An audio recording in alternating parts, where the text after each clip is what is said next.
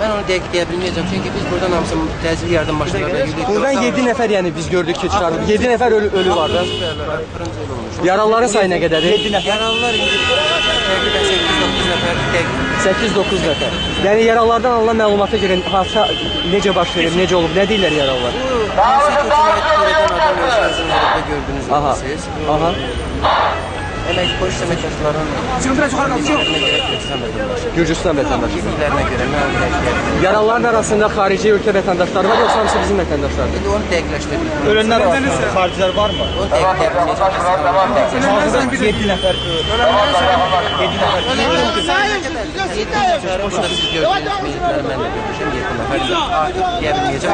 Yaralılar 8 nəfərdə konkret. 8 nəfər də yaralı olur. Bu Gürcüstan Azərbaycanlısı olub, yoxsa Onun Gürcüdür? milliyyətini dəqiqləşdirə bilməmişik. Biz onu yəqin ki, Amma Gürcüstan vətəndaşı. Amma Gürcüstan vətəndaşı. Gürcüstan vətəndaşıdır.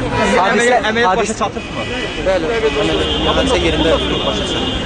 Oldu. Təşəkkür edirəm. Görə bir nəfər də müəllimə də vurulanlardan. Bu dəqiq. Bəli, onun içərisində müəllimə də var, müəllim də var. Onlar ölənlər üçün yaralılar. Müəllimlər Dəqiq müəyyənləşdirə Doktor, ilkin səbəbi nə göstərir? Yəni yaralıların ehtimalına görə. bilmirlər. Bu adam bir dənə tələbənin dediyinə görə, içəri girib, belə qabağına kim çıxarmış, ona ateş açılır. Yerli vətəndaş olacaq. Tələbə dedi. Özü də özünü vurub sonra. Bilinmir. Amma o vurulubda zərərsizləşdi.